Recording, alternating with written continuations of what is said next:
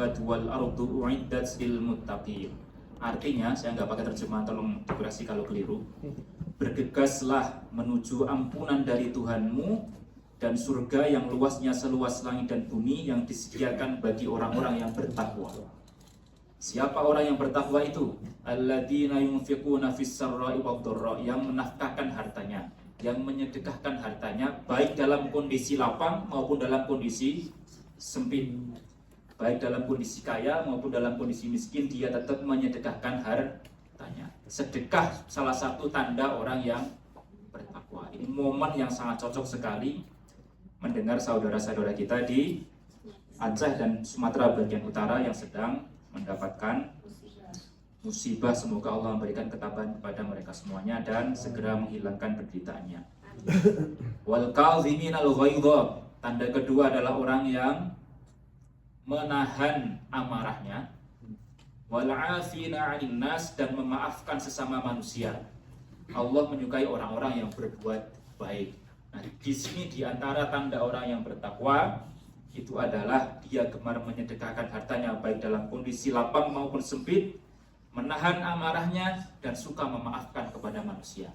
Ayat ini kalau boleh tahu, saya pernah menyampaikannya di pengajian ibu-ibu yang mingguan, sering dibaca di Nusantara dalam momen apa? Saya yang tahu. Saya buka jagat agak sumuk dikit. Berpuasa.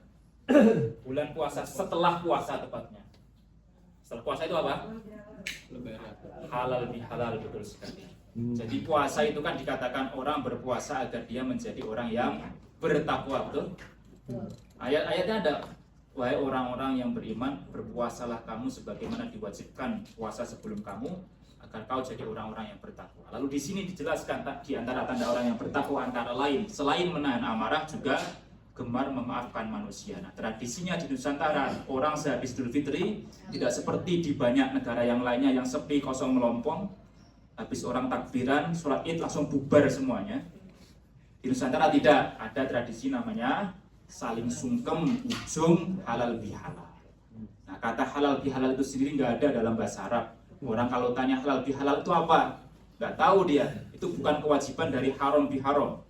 Bukan dari kebalikan dari haram biharam ya. Itu halal bihalal itu berarti kosong-kosong, kita sama-sama lepas kesalahan. Itu ayat ini momen biasanya dibaca dalam acara halal bihalal yang khas Nusantara. Tapi fokus saya hari ini ada pada ayat setelahnya. Ayat tentang taubat itu. Walladzina idza fa'alu fahishatan aw dhalamu anfusahum dzakarullaha fastaghfaru lidunubihim wa may yaghfiru dzunuba illallah. Orang-orang yang melakukan fahisyah. Terjemahan fahisyah di situ apa? Terjemahan yang benar. Keji. Perbuatan keji, kalau Inggrisnya? Enggak ada. Keji behavior.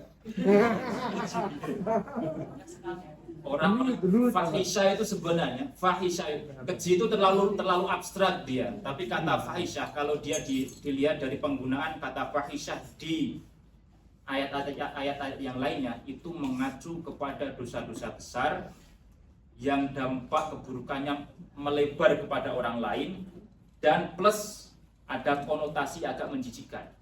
Itu kata-kata fahisyah itu begitu. Makanya kontrasnya dengan ayat setelahnya audolamu anfusahum, atau mendalimi dirinya sendiri. Jadi dolimnya hanya untuk dirinya sendiri.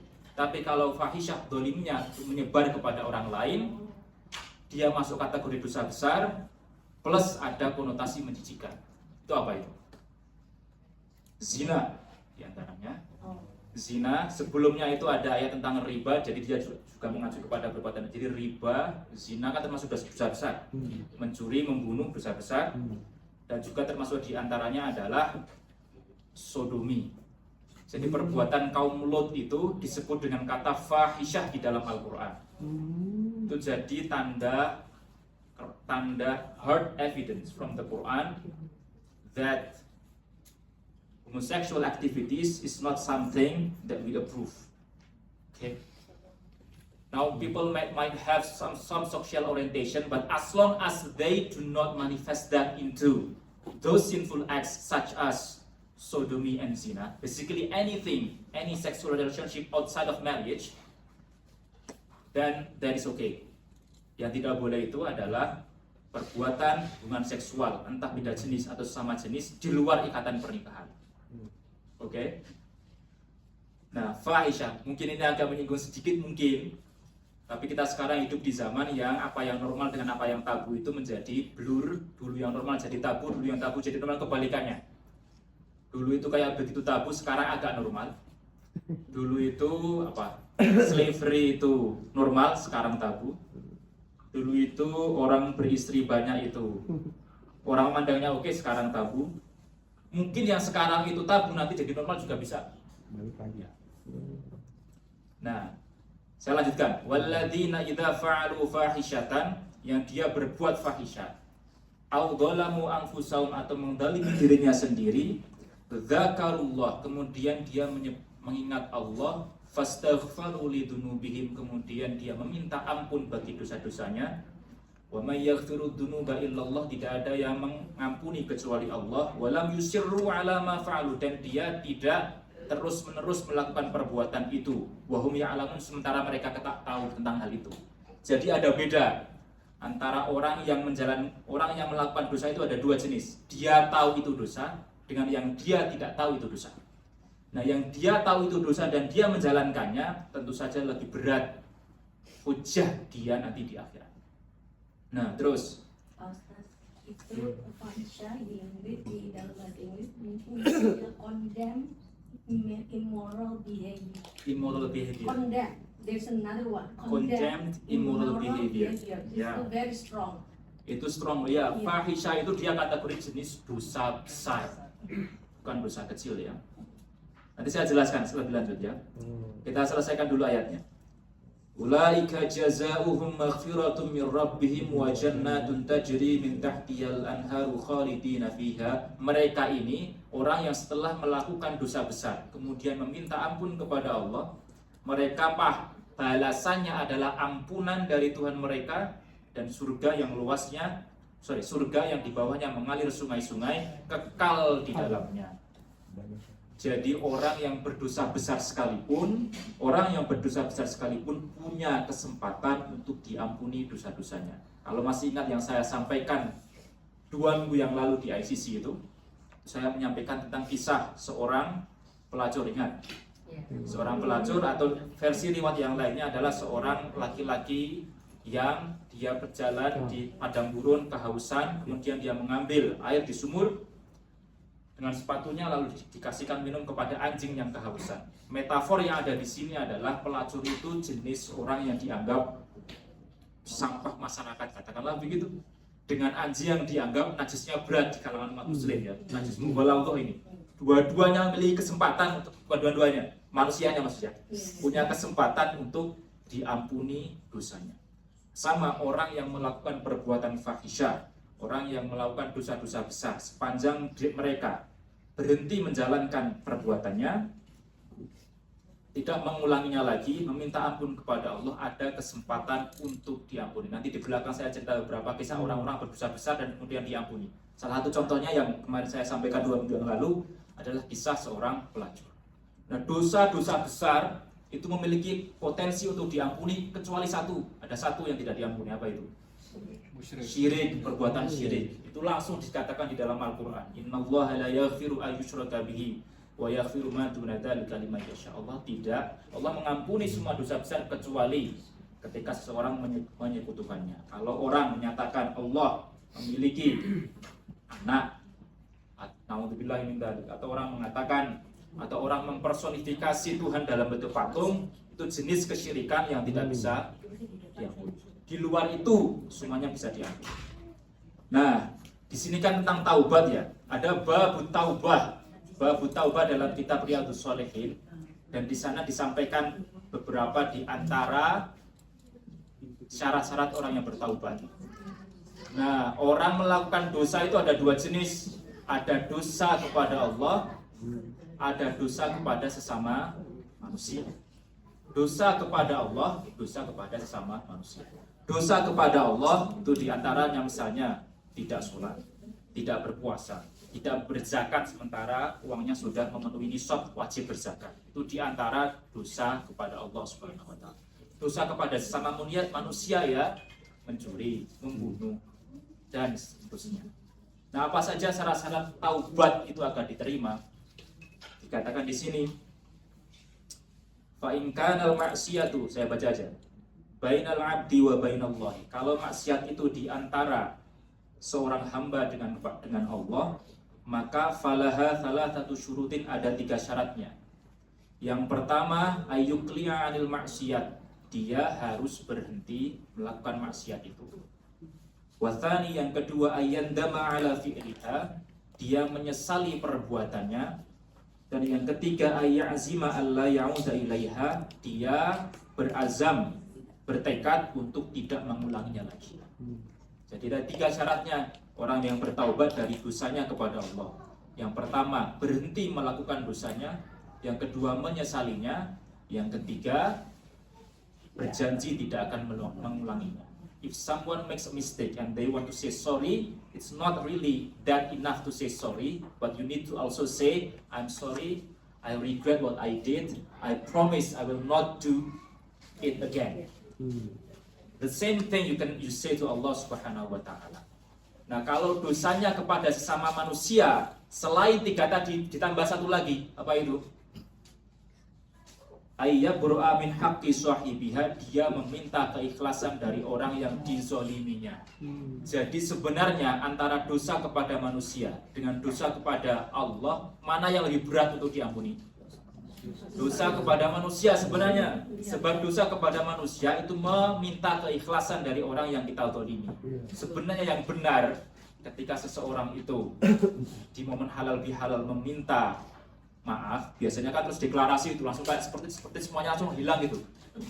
Padahal perlu dirinci, mohon maaf dulu saya pernah menghibah dirimu, saya bilang dirimu itu hidungnya pesek, saya bilang kamu itu, dan semacamnya semacam itu. Semestinya dimintakan keikhlasannya, disebut satu persatu, bukan dengan mengatakan kalau tangan tidak bisa lagi menjabat, kalau telinga tidak bisa lagi mendengar broadcast semuanya ke WhatsApp. Enak sekali zaman sekarang. Ya, sebenarnya yang benar itu adalah dengan menyebut satu persatu kesalahannya di hadapan orang yang dizalimi itu. Makanya tidak mudah itu. Kepada Allah, Allah Maha Pengampun, Allah Maha Penyayang. Innallaha ghafurur rahim, innahu kana tawwaba. Banyak dosa seberat zina saja bisa diampuni. Kepada manusia yang dizalimi, maka itu memerlukan keikhlasan dari orang yang disalahi tadi. Tidak bisa orang hutang dibayar dengan istighfar. Tidak bisa. Saya hutang dibayar dengan istighfar, boleh nggak? Hutang ya harus dibayar dengan hutang. Nah, pertanyaan sekarang, kalau hutangnya kepada Allah dibayar atau tidak? Contoh misalnya, di antara dosa kepada Allah adalah orang tidak sholat. Jika seseorang tidak sholat 1 hari, 2 hari, seminggu, 1 bulan, 1 tahun, bertahun-tahun, dia wajib untuk bertaubat ya. Apakah dia wajib untuk membayar hutangnya itu? I know this is a question. I got this question a lot from not only Indonesian Muslim, but sometimes also this question is asked to Imam Martawil from other Muslims from other nations. If someone did not pray for months or years, does she or he need to make up those prayers? Kalau sudah diampuni, Itu hak prerogatif Allah. Nah, apakah itu kemudian minta ampun kepada Allah dan Allah kemudian menghapus kesalahan itu semuanya? Yang sama seperti ketika orang menjalankan dosa, saya pernah dosa, orang pernah berdosa dengan berzina, orang berdosa dengan memakan harta yang haram dan semacamnya, atau dia harus membayar hutangnya. Saya itu ditanya ini sampai 3 kali ya Pak ya, di pengajian ibu-ibu yang mingguan itu. Terus gara-gara itu saya kemudian membaca banyak buku, banyak kitab, menonton video-video Ustadz yang ditanya tentang hal ini, membaca lembaga-lembaga fatwa tentang apakah orang yang meninggalkan sholat wajib membayar hutang sholatnya. Dan jawabannya adalah, saya sampai pada kesimpulan bahwa kalau kita melihat sejarahnya berabad-abad, 90%, 95% mungkin ulama selama berabad-abad menyatakan kalau orang meninggalkan sholat dia wajib membayar hutangnya. Nah, kalau bertahun-tahun, Masih kecil, kita masih kecil. Kalau bertahun-tahun bagaimana? Ini kalau tidak percaya nanti silakan ditanyakan, silakan di riset. Saya ngeriset ini tuh lama, cukup lama sekali. Saya sampai pada kesimpulan itu. Dari 4 madhab utama dalam Ahlus Sunnah wal Jamaah, madhab Hanafi, Maliki, Syafi'i, Hambali, semuanya mengatakan 90% mengatakan wajib membayar hutangnya. Alasannya begini. Jadi Nabi Shallallahu Alaihi Wasallam mengatakan kalau seseorang ketiduran atau lupa sholat, dia segera menggantinya. Itu kata Nabi. Nabi yang mengatakan langsung. Jadi bukan saya ya. Nabi yang mengatakan langsung kalau seseorang lupa atau ketiduran sholat, maka dia wajib membayar hutangnya. Kalau orang ketiduran ketika pagi hari, bangun dia pukul 8, dia wajib membayar hutang sholat subuhnya. Usolli fardhos subha, saya niat sholat subuh di waktu duha. Atau usolli fardhos subha kawanan lillahi ta'ala, bukan adzan lillahi ta'ala, karena kesiangan. Kalau yang dari kemarin nih, Nah, dari situ kemudian diambil kesimpulan oleh sebagian besar ulama, kalau kelupaan dan ketiduran saja wajib membayar hutangnya, apalagi sengaja meninggalkannya entah karena alasan malas atau alasan yang lainnya. Oke. Saya tahu ini berat karena bertahun-tahun, yang mungkin itu cara tobatnya. Tetapi ada alternatif yang lebih mudah nggak? Nah, alternatifnya adalah pendapat 5% ulama. Mungkin ini yang juga direkomendasikan untuk saat ini ulama-ulama Saudi atau ulama-ulama yang berhaluan, kadang disebut Salafi. Kalau di Amerika ini ada misalnya seperti Syekh Yasir Qadhi, mungkin Syekh Umar Sulaiman juga, itu diantaranya. Kalau tanya kepada Syekh Hamzah Yusuf yang di Amerika ini ya, atau tanya kepada Imam Umar Tawil, kemungkinan jawabannya diganti. Tapi kalau tanya kepada Syekh Yasir Qadhi atau ulama yang berhaluan, kiblatnya kepada ulama-ulama Saudi mengatakan, alasannya adalah Nabi kan hanya mengatakan kalau seseorang ketinggalan sholat gara-gara lupa dan ketiduran, nggak pernah mengatakan kalau sengaja. Berarti kalau sengaja ya tidak ada ketentuannya, maka tidak perlu diganti. Gantinya adalah melakukan banyak amal soleh untuk menghapus dosa yang sebelumnya. Begitu. Jadi ya, ada 2 pendapat ya. Ini saya bertaruh dengan jawaban ini. Maksudnya saya tidak sedang ngawur, saya tidak sedang mengarang jawaban ini. Saya membaca ini lama sekali. Jadi kalau saya ditanya, yang rekomendasi jawaban saya adalah jawaban mayoritas ulama yang mengatakan itu wajib diganti. Bagaimana caranya kalau orang misalnya 4 tahun dia meninggalkan sholat itu, terus kemudian entah kenapa dapat hidayah, ada suara-suara kamu harus bertaubat, bangun tidur dapat mimpinya tadi mengatakan kamu harus bertaubat, sekarang sudah waktunya, ini sudah injury time, ini bentar lagi mau masuk alam kubur kamu. Terus gara-gara itu kemudian ingin bertaubat, jawaban saya adalah untuk mereka yang sudah meninggalkan sholat lama adalah diganti. Tapi saya mengakui ada pendapat yang lainnya meskipun minoritas yang mengatakan itu tidak perlu diganti, tapi dilebur dengan memperbanyak amal-amal soleh setelah bertaubat. Nah, kalau 4 tahun bagaimana menggantinya? Caranya adalah setiap sholat dibarengi dengan qodok sholat itu. Jadi sholat subuh itu sholatnya double, yang satu sholat ada, yang satu sholat qodok. Sholat ada itu sholat tepat waktunya, sholat qodok itu sholat membayar hutangnya. Terus begitu selama 4 tahun. Caranya begitu. Jika pengen mengambil jalan yang disepakati oleh banyak ulama, jalan yang susah. Nafsu biasanya akan bilang, aduh saya pengen yang lebih mudah. Kalau Anda bilang yang lebih mudah, ngapain yang pilih susah? Maka memilih jalan yang itu tadi, itu pendapat yang valid juga, meskipun bukan yang didukung oleh mayoritas ulama. Itu cara membayar hutang kepada Allah. If you don't believe me, look for second opinions, that's up to you. Silakan tanya kepada ustaz-ustaz yang lainnya. Silakan, saya bukan tipe orang yang memaksa pendapat harus mengikuti siapa sih situ. PhD aja dia kayak gitu. Nah, itu saya sampaikan pokoknya pendapat itu. Jadi kalau saya ditanya lagi ya, karena saya mendapat pertanyaan ini beberapa kali saya sudah.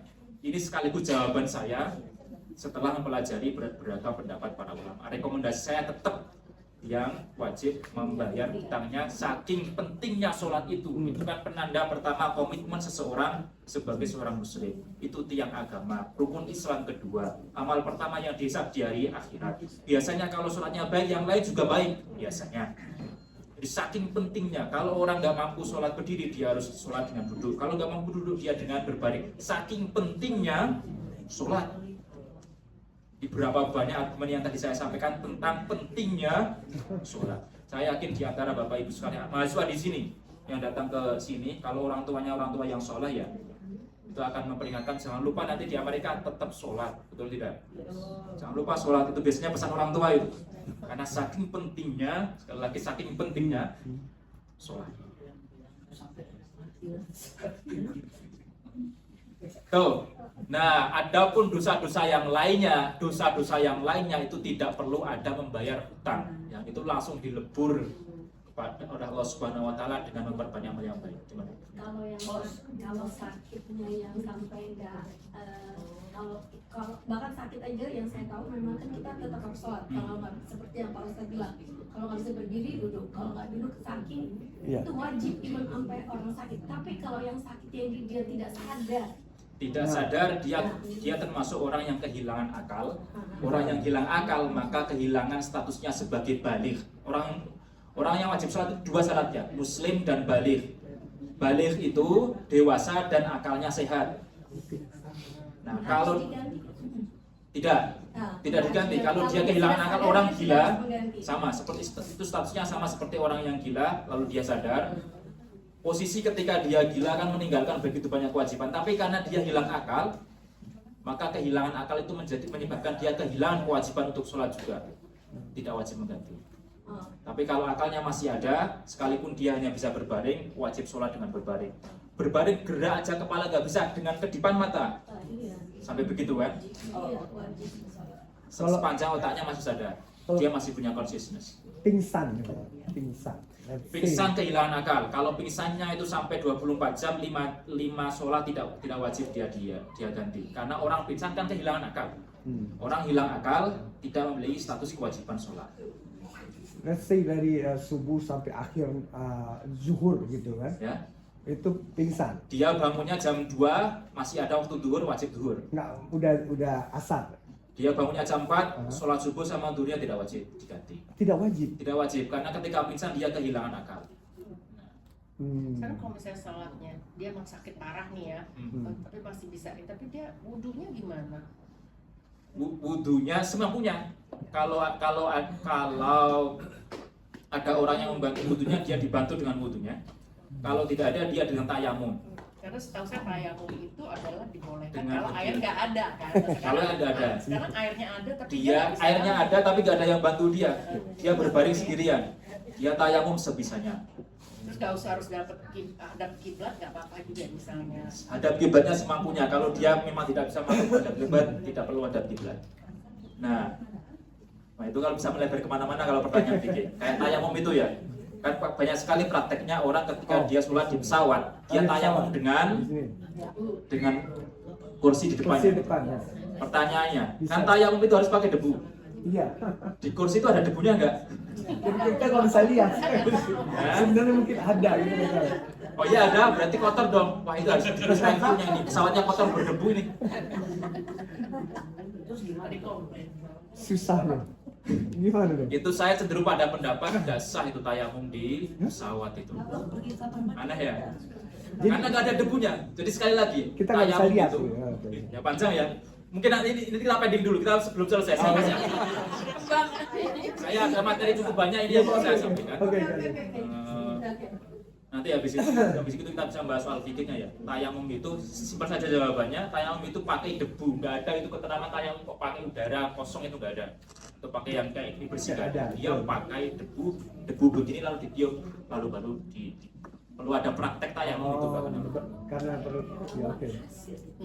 Saya lanjutkan dulu ya tentang taubat. Saya baca hadis lalu nanti saya pindah ke beberapa kisah pertaubatan. Oke. Hadis selanjutnya, wa an Abi Hurairah radhiyallahu anhu sami'tu Rasulullah sallallahu alaihi wasallam yaqul. Nah, di sini tentang keterangan bahwa Nabi Muhammad itu sebagai seorang nabi tidak pernah berdosa atau kalau melakukan kesalahan segera ditegur kepada Allah. Hmm. Pertanyaannya, apakah Nabi juga membaca istighfar? Iya. Ya, dan beliau mengatakan wallahi inni la astaghfirullah wa atubu ilaihi fil yaumi aktsara min 70 marratan. Nabi Muhammad sallallahu alaihi wasallam dalam sehari membaca istighfar minimal 70 kali. Selevel Nabi Muhammad sallallahu alaihi wasallam, apalagi kita rakyat jelata. Nah, salah satu di antara wiridan itu dzikir yang dibaca sehabis sholat. Ya. Di antara yang recommended dibaca itu adalah setelah selesai Assalamualaikum warahmatullahi membaca istighfar astaghfirullahaladzim alladzi la ilaha illa huwal hayyul qayyum wa atubu ilaih. Kalau yang komplit udah hafal ya sudah astaghfirullahaladzim minimal 3 kali. Itu kan ada bacaan dzikir itu. Setelah itu disambung dengan Allahumma antas salam wa minkas salam wa ilaika ya'udus salam tabarakta rabbana wa ta'ala ya dzal jalali wal ikram. Kalau tidak hafal, di zaman saya kecil dulu di kampung itu dijadikan lagu itu bahkan. Jadi karena dibikin lagu anak-anak hafal. Allahumma antas salam wa minkas salam wa ilaika ya'udus salam. Enak kan?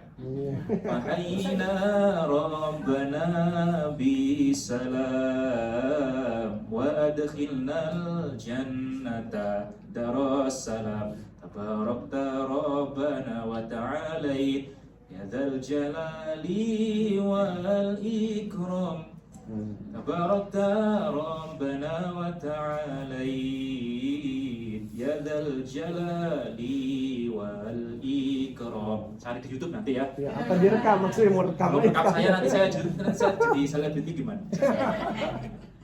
Nah, setelah itu disambung dengan tasbih 33 kali. Iya. Alhamdulillah 33 kali, Allahu Akbar 33 kali. Sudah, itu saja sudah cukup sebagaimana yang diajarkan dari Nabi Muhammad SAW. Kalau mau ditambah yang lainnya tentu saja sangat boleh. Tapi 3 itu tadi, istighfar, Allahumma antas salam, dengan tasbih, tahmid, takbir masing-masing 33 kali selepas sholat. Nah, Nabi Muhammad SAW beristighfar saja itu sampai berapa? 70 kali. Kita juga mau banyak istighfar. Lalu sekarang pindah ke beberapa cerita tentang orang-orang yang bertaubat. Kisah pertama, ini yang menceritakan langsung Nabi Muhammad SAW. Dulu di zaman sebelum umat kalian, kata Nabi, ada seseorang yang pernah membunuh orang lain 99 nyawa dia cabut. Nah, dengar cerita ini, pembunuh 99 nyawa. Lalu dia pada suatu ketika terketuk hatinya, dia datang kepada salah seorang rahib di masanya. Waktu itu rahib katakanlah sebelah ulama atau kiai zaman itu. Dia tanya kepada kiai, Pak Kiai, saya sudah membunuh 99 nyawa. Tapi saya sekarang terketuk hatinya, saya ingin bertobat. Apakah taubat saya akan diterima? Lalu dia bilang, gak bisa, terlalu besar dosamu. Akhirnya kiai itu dibunuh sekalian jadi 100. Kalau orang yang dibunuh. Ini cerita ada di Riyadhus Shalihin, saya nggak ngarang ya. Ada di kitab Riyadhus Shalihin, ceritanya dari Nabi. Nanti dikira saya ngarang. Dia datang kepada rakyat itu dibunuh sekalian, akhirnya yang dibunuh 100 orang. Lalu dia habis bunuh, datang lagi suara itu yang menyentuh hatinya dan dia ingin taubat. Lalu dia tanya orang di sekitarnya, di mana di sini ada orang yang alim, saya ingin bertaubat kepadanya. Lalu diarahkan kepada orang itu, kamu tinggalkan kampung ini, sebab kalau kamu di kampung ini kamu bersama orang-orang yang bejat. Kamu biasanya akan meniru akhlak mereka. Tidakkah ingat kamu akan syair Tomboati? Tambahan saya kali ini. Yang nomor 3, wong kang soleh kumpulono, orang-orang yang soleh pergaulilah mereka. Kalau kamu terlalu banyak bergaul sama orang yang maksiat, kamu ikut maksiat. Kalau kamu ikut bergaul sama orang-orang yang soleh, ikut orang-orang yang soleh. Kalau kamu pengen bau wangi, ya bergaulah sama para penjual minyak. Kira-kira begitu. Kamu pindah ke kampung sana, di sana nanti akan ada orang yang membimbingmu bertaubat. Akhirnya dia datang ke sana sambil nyanyi Tomboati. Enggak, ngarang kalau dia nanya. Iya, nggak ngomong. Di Nah, Jawa. datang ke sana akhirnya dikatakan dalam cerita ini dia meninggal di perjalanan. Itu meninggal di perjalanan, 2 malaikat datang Satu malaikat rahmat, satu malaikat azab. Malaikat rahmat dan azab berdebat. Ini nyawa milik saya. Enggak, ini milik saya. Kamu, milik saya, milik saya. Nah, terus kemudian akhirnya Allah mengutus malaikat yang lebih bijaksana lagi menilai malaikat. Berarti malaikat bisa debat ya? Ya, tapi di sini ada ceritanya begitu. Dia bisa debat. Akhirnya dikatakan begini sama malaikat itu. Kamu ukur jaraknya. Kalau jarak dia dari kampung yang dia tinggalkan menuju tempat bertaubatnya itu lebih panjang daripada jaraknya dia menuju ke kampung dia tidak bertaubat, maka dia menjadi milik malaikat rahmat. Lalu diukur jarak dia menuju kampung dia bertaubat lebih pendek daripada jarak dia meninggal ke tempat asalnya. Akhirnya apa? Dari gara-gara ketulusan taubatnya, dia diterima taubatnya, nyawanya diambil oleh malaikat rahmat. Cerita seorang pembunuh 99 nyawa tambah 1 plus 1 jadi 100. Ini yang menceritakan Nabi Muhammad SAW tentang betapa dosa sebesar membunuh masih memiliki kemungkinan untuk diterima taubat. Cerita kedua, cerita dari salah seorang tabi'in namanya Malik bin Dinar. Malik bin Dinar. Nah, Malik bin Dinar itu diantara murid dari ulama besar namanya Hasan al-Basri. Malik bin Dinar, nanti di Google saja, namanya Malik bin Dinar. Itu ulama besar zaman 2 abad pertama Islam. Dan beliau itu adalah orang yang awalnya bekerja menjadi seorang tentara di pasukan elit istana. Jadi kalau di Amerika ini mungkin kayak Secret Service, atau kalau di Indonesia mungkin kayak anggota Kopassus, komando pasukan khusus gitu. Dan dia orang yang diantara jobnya adalah melakukan patroli malam hari.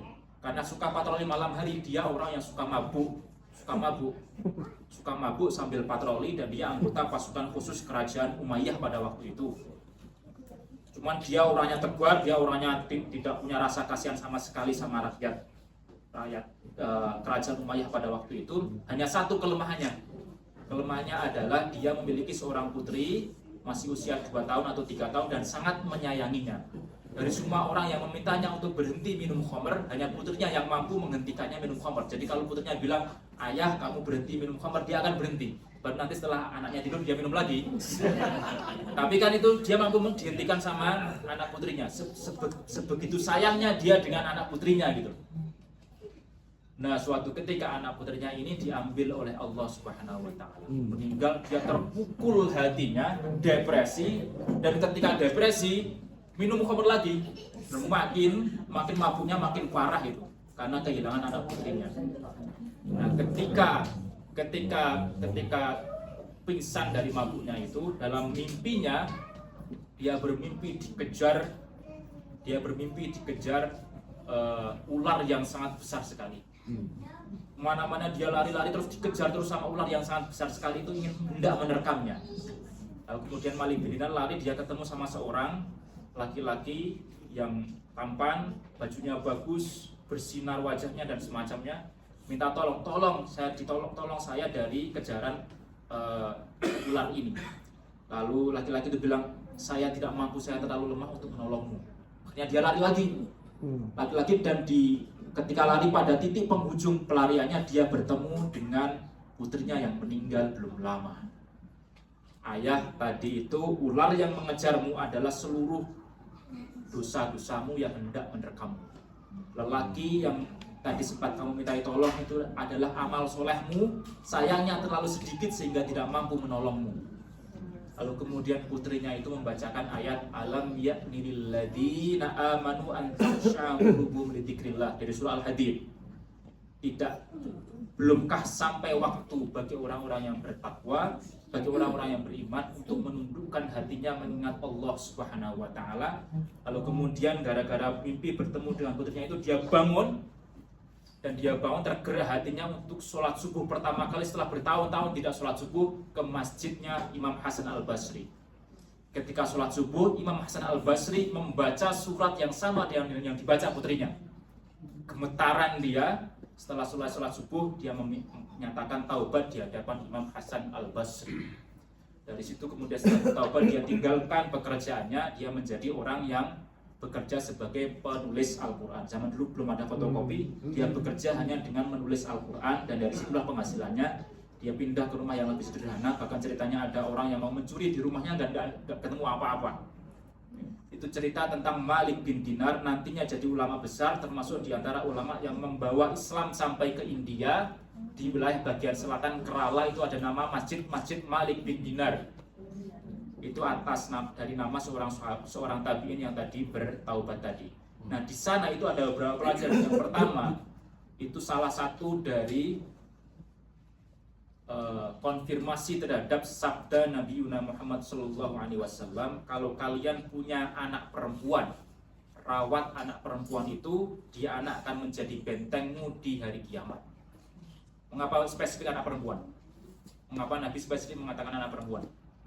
Karena zaman itu anak perempuan itu dikubur hidup-hidup. Makanya anak perempuan dinyatakan spesial. Karena pada zaman itu, zaman Nabi, itu anak perempuan dikubur hidup-hidup. Mereka memandang anak perempuan sebagai beban pada waktu itu. Kalau anak laki-laki bisa diinvestasikan, bisa diajar bekerja, bisa diminta berperang. Anak perempuan, nggak ada anak perempuan berkarir, nggak ada mereka sekolah sampai SD SMP, nggak ada mereka jadi pegawai bank, nggak ada yang jadi guru, nggak ada jadi dosen. Dipandang sebagai beban pada waktu itu. Kadang-kadang kalau orang tuanya terlalu miskin, dikubur hidup-hidup zaman itu. Makanya Nabi mengatakan kalau orang punya anak perempuan, dia rawat anak perempuan itu sehingga dia dewasa, itu akan menjadi bentengnya di hari kiamat. Itu mirip kisah Malik bin Dinar.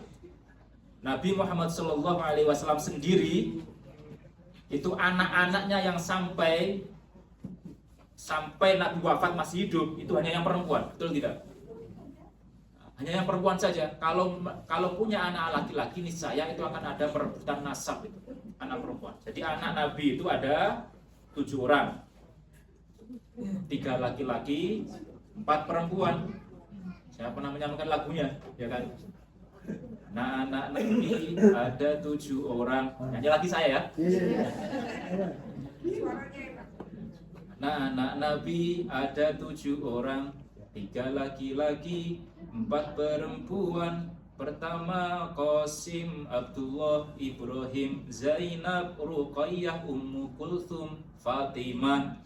Ibunya bernama Siti Aminah, ayahnya bernama Abdullah, kakeknya bernama Abdul Muthalib, pamannya bernama Abu Thalib.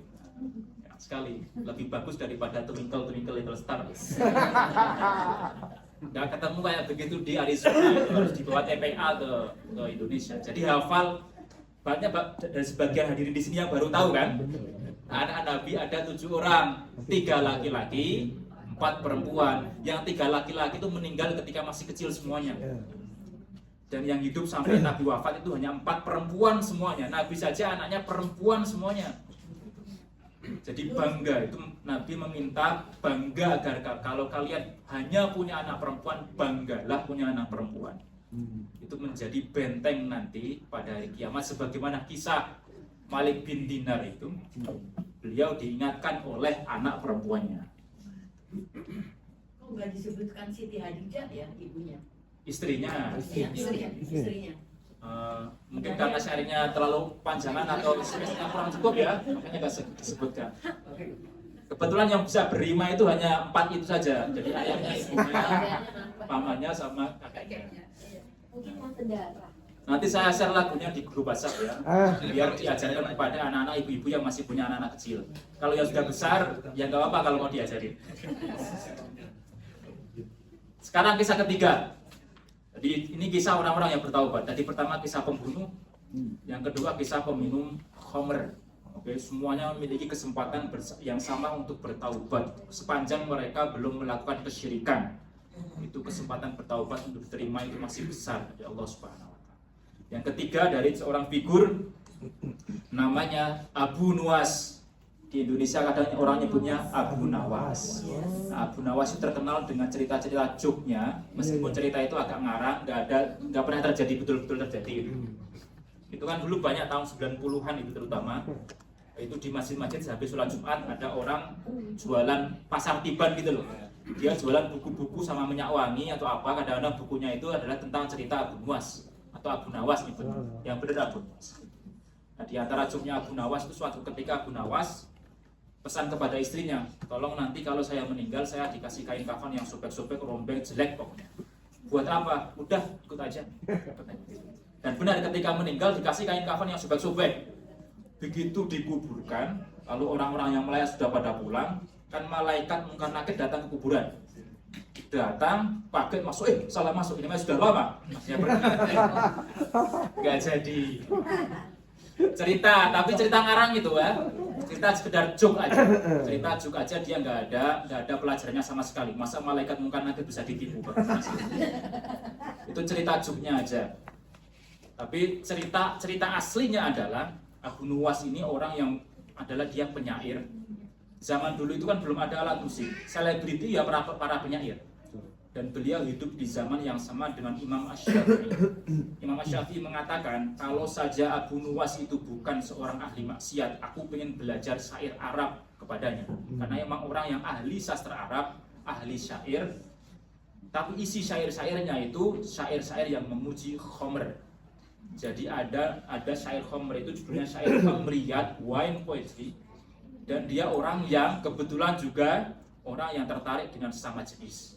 Nuwas itu, dan banyak di antara syair-syairnya itu memuji ketampanan lelaki. Zaman itu orang yang dianggap objek seksual laki-laki adalah mereka yang tidak memiliki kumis, tidak memiliki jenggot putih gitu. Jadi itu kenapa kok orang-orang Arab dan sekitarnya itu sangat terobsesi dengan memiliki jenggot. Kalau tidak punya jenggot akan dianggap, dulu namanya amrod, objek seksual orang-orang yang menyukai sesama jenis. Di antara contohnya itu adalah Abu Nuwas ini tadi. Dia hidup di zaman Syafi'i, nggak sholat, minum khamr, syair-syairnya vulgar, seksis. Tapi dia karena syairnya bagus disukai banyak orang selebriti lah. Dia kalau zaman sekarang kayak pemain band atau apa gitu kan, vokalis band terutama, apalagi digilai para perempuan. Nah, Gila. terus akhirnya menjelang mau wafat, tidak tahu entah bagaimana proses taubatnya. Lalu punya istri. Lalu ketika meninggal dibawalah jenazah Abu Nuwas kepada seorang ulama. Lalu dikatakan, mari kita sholati jenazah ini, kan dia meskipun nggak sholat dia masih muslim. Orang kalau nggak sholat dia statusnya masih muslim atau tidak? Masih muslim. Sepanjang dia belum menyatakan saya tidak lagi meyakini tiada Tuhan selain Allah, atau saya tidak lagi meyakini Muhammad adalah Rasulullah. Kalau sudah mengatakan itu sudah batal syahadatnya, dia keluar Islam. Tapi sepanjang belum membatalkan syahadat, dia masih muslim. Kalau masih muslim, berarti jenazahnya juga dirawat sebagaimana muslim, dimandikan, disalati, dikafani, dikubur sebagaimana umumnya muslim. Nah, waktu itu ulamanya mengatakan nggak bisa saya menyolati jenazah ini, dosanya terlalu banyak. Dia peminum khamr, dia nggak sholat, dia syair-syairnya vulgar, dia terang-terangan mengatakan tertarik kepada sesama jenis. Tapi kemudian istrinya mengatakan, tapi dia kayaknya sudah bertaubat deh. Kayaknya sudah bertaubat.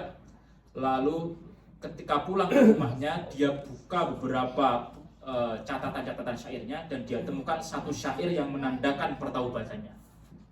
Syair itu lah yang kemudian terkenal dengan judul Al-I'tiraf. Artinya pengakuan, jadi menjadi lagu qasidah yang banyak dihafal di Nusantara. Tahu nggak lagunya apa? Waduh, kalau nggak Terus sebentar, ayo dong direkam. Kalau nggak tahu ya masa dengernya cuma kopi dangdut. Dengar kopi dangdut kayak meracun, jaran goyang, buaya darat. Enggak juga ya. Atau ciuman pertama, putuskan saja pacarmu. Astagfirullah. Saya baca syairnya dulu, terjemahnya, lalu kalau Talib pengen nyanyi boleh. Dia katakan, in'azumat dunubi, dalam bahasa Arab, in'azumat dunubi kathratan falaqad alimtu anna afwaka a'udhamu. Kalau betul memang dosaku banyak, kalau betul dosaku memang besar, aku yakin ampunanmu lebih besar.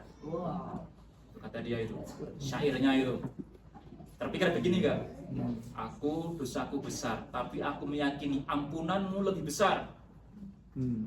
In kana la yarjuka illal muhsinu faman dalladhi yad'u wa yarjul athimu. Kalau engkau hanya mengampuni orang yang soleh saja, lalu kemana para pendosa disuruh pergi? Betul enggak? Dia mengatakan begini, Ngecek. kalau dosaku besar, aku meyakini ampunanmu lebih besar. Kalau engkau ya Allah hanya menerima taubat orang-orang soleh saja, lalu para pendosa disuruh kemana? Iya. Tanya begitu. Itu syairnya itu. Yang lebih terkenal jadi lagunya, Ilahilasturil firdausi ahla. Tuhanku, aku bukan ahli surga. Wala aqwa 'alan naril jahimi. Aku juga tak kuat di neraka. Fahabli taubatan waghfir dunubi, maka terimalah taubatku dan ampuni dosa-dosaku. Fa innaka ghafirud dzambil 'adzimi, engkaulah pengampun dosa-dosa yang besar. Kalau hanya mengampuni yang soleh-soleh saja, lalu para pendosa disuruh kemana? Itu jenis. Tapi begitu enggak syairnya? Ini syairnya Abu Nuwas itu. Orang yang dulunya gemar maksiat, lalu ditemukan di syairnya oleh istrinya. Syairnya itu diberikan kepada ulama tadi. Oh, mungkin beliau sudah bertaubat, mari kita salatkan bersama. Salatkan. Cerita tentang Abu Nuwas zaman Imam Syafi'i. Lahilas tulil firdausi ahla. Ini enggak ditemukan di dunia belahan Islam yang lain. Wala aqwa 'alan naril jahimi fahabli taubatan waghfir dhunubi fa innaka ghafirul dzambil 'adzimi. Lagunya begitu. Melodinya Gus sih. Miftah berkiblat ke sini ya. Apanya? Gus Miftah. Makanya dia mendatangi ke Beragam ya. Iya. Tapi itu saya hafal itu gara-gara di kampung saya terutama biasanya habis Jumatan itu wiridannya bersama. Setelah wiridan bersama jadi membaca wiridan yang normal itu setelah doa mendendangkan syair Ilahilas tulis sampai 7 kali itu. Nah, karena dibaca bersama-sama, jadi wiridan bersama itu ada unsur pedagogisnya itu. Dia mengajari anak-anak karena terekspos dengan orang-orang berzikir bersama, akhirnya hafal sendiri gitu. Iya. Zaman anak-anak itu nggak bisa hafal dengan qul huwallahu ahad, qul a'udzu birabbil falaq, qul a'udzu birabbin nas ya karena sering dibaca bareng-bareng. Iya. Nah, karena sering dibaca, gara-gara dibaca itulah kemudian hafallah syairnya Abu Nuwas yang tadi itu. Kisah terakhir yang lebih dekat dengan di Nusantara ya. Kisah terakhir setelah ini kalau mau diskusi boleh. Jadi saya cerita tentang pembunuh 99 nyawa pertama. Yang kedua cerita peminum khamr Malik bin Dinar dan anak putrinya. Lalu ketiga cerita Abu Nuwas, orang yang tumpuk-tumpuk juga dosanya, diterima taubatnya insya Allah dengan syair yang dihafal begitu banyak orang. Mungkin syairnya itu yang dihafal itu menjadi amal jariah bagi beliau. Gara-gara itu diampuni dosanya. Yang ketiga, yang keempat terakhir di Nusantara ada cerita tentang Berandal Lokajaya. Cerita silat zaman dulu, tahu tidak? Itu zaman cerita tahun 90-an ketika waktu itu yang terkenal cerita-cerita seperti Angling Dharma, Misteri Gunung Merapi, Mak Lampir, ya kayak gitu. Itu kan ada juga cerita tentang Berandal Lokajaya. Dia terlahir sebagai seorang anak Tumenggung Wilatikta di Tuban. Zaman akhir Majapahit sebelum kerajaan Islam berdiri di Demak. Nama aslinya Raden Mas Said. Kisahnya mirip kisah Robin Hood. Kisah Robin Hood kisah seorang kesatria yang karena tahu rakyat miskin, mereka diperas sama penguasa. Akhirnya dia menjadi seorang berandalan, dia mencuri harta orang kaya untuk dibagikan kepada orang miskin. Robin Hood kan? Nah, itu sama di Jawa juga ada ceritanya, entah benar atau tidak, tapi itu cerita berkembang menjadi folklore gitu, cerita rakyat gitu. Nah, Raden Mas Said namanya, dia terkenal dengan julukannya sebagai Berandal Lokajaya karena suka mencegat kafilah dagang orang kaya di hutan Lokajaya di Jawa Timur. dijegat lalu hartanya dibagikan kepada orang-orang miskin. Suatu ketika datang seorang ulama besar, dia membawa tongkat yang kelihatan dari kejauhan tongkat itu emas. Lalu dirampaslah tongkat itu. Ketika dirampas di tangannya, ternyata tongkat itu berubah menjadi tongkat kayu biasa. Kaget dia, siapa engkau ini? Jangan-jangan bukan orang biasa ini orang bukan orang sembarangan. Bisa berubah jadi tongkatnya jadi kayu. Kisah keajaiban. Kalau tongkatnya dikembalikan, ternyata tongkat itu jadi emas lagi. Dia rebut lagi, di tangannya kembali menjadi tongkat kayu lagi. Ulama yang dicuri tongkatnya tadi adalah Sunan Bonang. Oke. Sunan Bonang. Terus si Raden Mas Said Branda Lokajaya tadi bilang, saya pengen belajar bagaimana ini kok saya seperti tersipu dengan dunia. Tongkat yang saya kira emas ternyata kayu saja. Kamu aku ajari, tapi syaratnya ini tongkat saya tancapkan di pinggir kali, kamu jaga nanti sampai saya datang lagi kepadamu. Dia akhirnya menjaga sungai itu. Sungai itu bahasa Jawanya kali. Dia menjaga kali. Akhirnya setelah selesai menjaga kali selama beberapa bulan, mungkin bertahun-tahun, dia diangkat jadi muridnya Sunan Bonang, dapat julukan Sunan Kalijaga. Sunan Kalijaga salah satu wali 9 yang menyebarkan Islam di Jawa, ikut mendirikan kerajaan Islam Demak. Sunan Kalijaga karena jaga kali. Kali nanti jaga apa? Jaga kali. Sunan Kalijaga itu dulunya adalah seorang anak Tumenggung Bupati Tuban yang karena tidak suka melihat penderitaan rakyat miskin diperas sama pejabat, akhirnya jadi Robin Hood Jawa. Robin Hood Jawa itu lalu bertaubat di tangan Sunan Bonang. Sunan Bonang itu yang konon ceritanya adalah orang yang menciptakan gamelan. Gamelan, pelok, slidru atau apa, mungkin Bu Anam lebih tahu soal semacam ini ya. Gamelan itu. Dan gamelan itu kan khas Nusantara sekali, suaranya itu menenangkan begitu. Ya enggak? Seharusnya bangga dengan gamelan itu. Bukan hanya gitar sama piano dan semacamnya. Nah, dari Sunan Bonang itu kemudian Sunan Kalijaga, dari semua wali 9 itu satu-satunya yang suka pakai belangkon dan pakaian Jawa adalah Sunan Kalijaga. Konon beliau yang mengubah beberapa cerita wayang yang sebelumnya kan cerita wayang itu dari Ramayana Mahabharata Hindu. Diubah ceritanya menjadi versi Islam.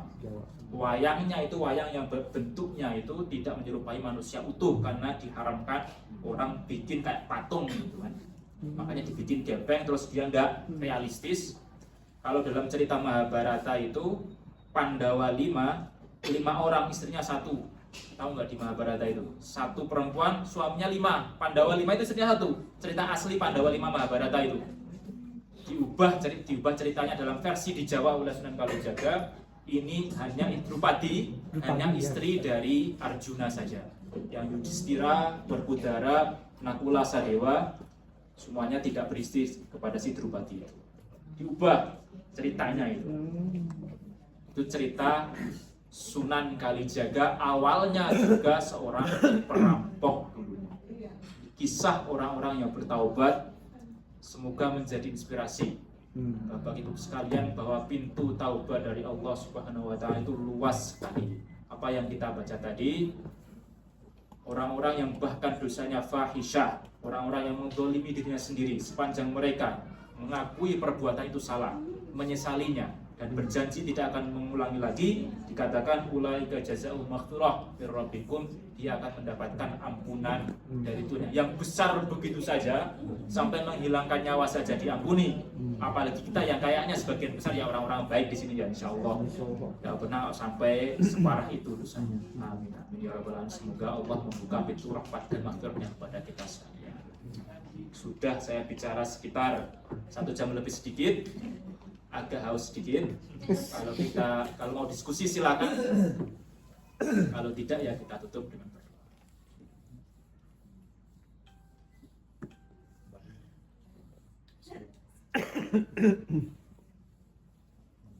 Tadi kalau tobat itu kan katanya kalau yang berat itu adalah yang sesama ya kan, sesama tuh kita kan harus minta maaf segala macam. Sekarang kalau misalnya di posisi yang digibahin ya diapanya nggak mau memaafkan itu gimana? Mari. Setelah kitanya udah mau minta maaf gimana? Gitu. Kalau sudah minta maaf dengan tulus dan kayaknya itu jenis remedinya sudah setimpal dengan kesalahannya, itu kewajibannya berpindah kepada orang yang dimintai maaf tadi, yang disalahi lagi, untuk memaafkan. Makanya dikatakan tadi di ayat yang kita baca, ayat kedua yang kita baca tadi, di antara tanda orang yang bertakwa adalah orang yang memaafkan. Bukan yang minta maaf malah, tapi apa? Orang yang memaafkan. Karena untuk memaafkan itu butuh kejebaran hati, butuh kelapangan hati. Dan orang yang memaafkan itu tanda bahwa dia hatinya betul-betul bersih itu. Ada satu cerita yang saya mengingatkan cerita pada salah satu muslim asal Thailand, tapi dia hidup di Michigan atau Illinois.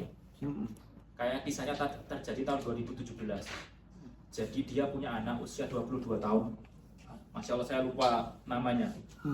Tapi itu terkenal, nanti bisa dicari beritanya itu. Seorang muslim asal Thailand, dia punya anak usia 22 tahun bekerja sebagai driver Uber Eats atau DoorDash, pengantar makanan gitu loh, online gitu. Nah, suatu ketika dia mengantarkan makanan ke wilayah yang tingkat kriminalitasnya agak tinggi. A black person then killed him. Entah kenapa, mungkin lagi mabuk atau bagaimana, dibunuh anak itu.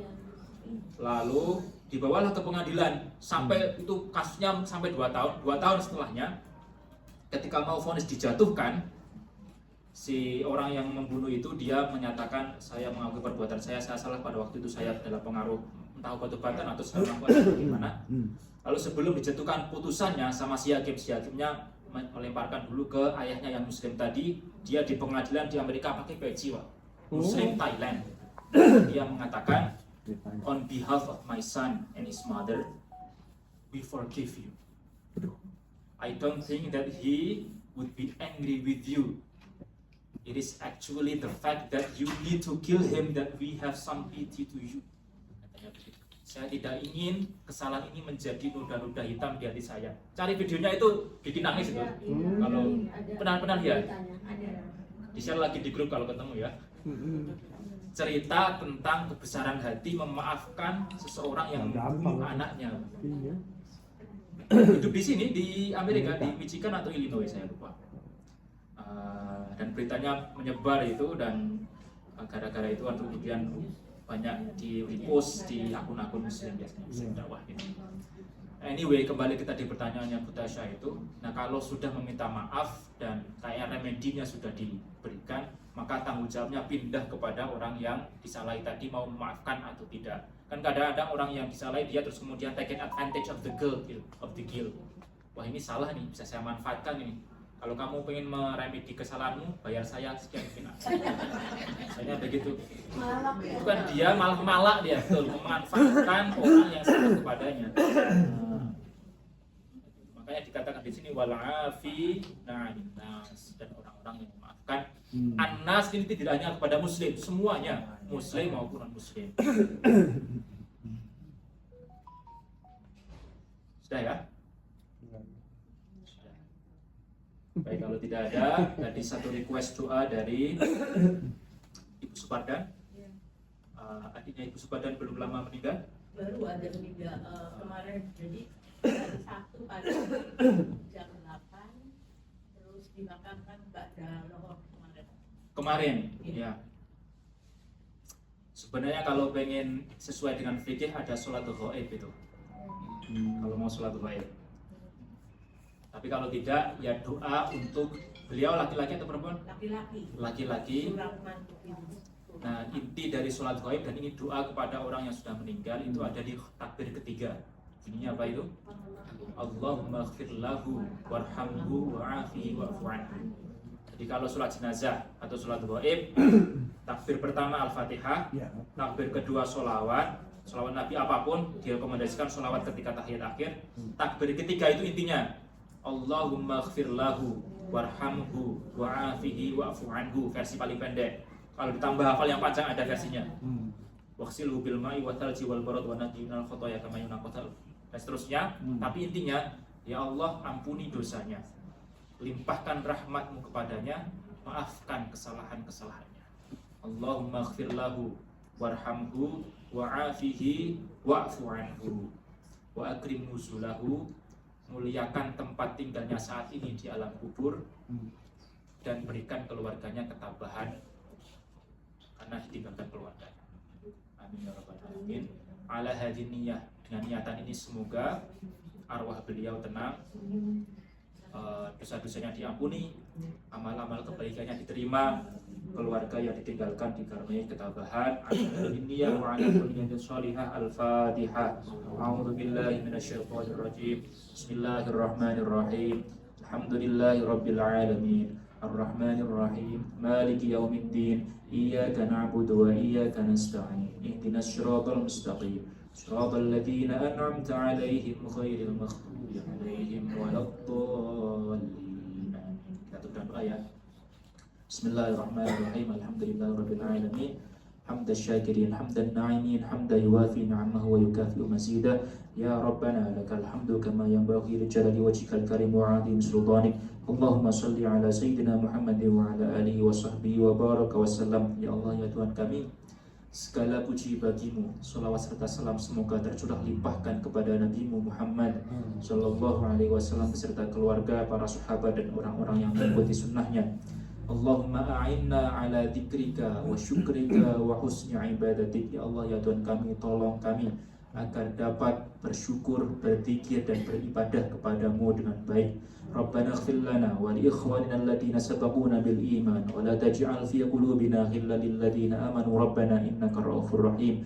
Ya Allah ya Tuhan kami, ampuni dosa kami, ampuni pula dosa orang-orang yang telah mendahului kami, dan tolong hilangkan kebencian dari hati kami kepada saudara-saudara kami. Rabbana atina fid dunya hasanah wa fil akhirati hasanah wa qina adzabannar. Ya Allah ya Tuhan kami, karuniai kami yang terbaik di dunia, yang terbaik pula di akhirat, dan jauhkanlah kami dari api neraka. Wassallallahu ala sayyidina Muhammad wa ala alihi wa sahbihi wa baraka wa sallam. Subhana rabbika rabbil izzati amma yasifun wa salamun alal mursalin walhamdulillahi rabbil alamin. Ini kita lanjutkan dengan sholat. Mari.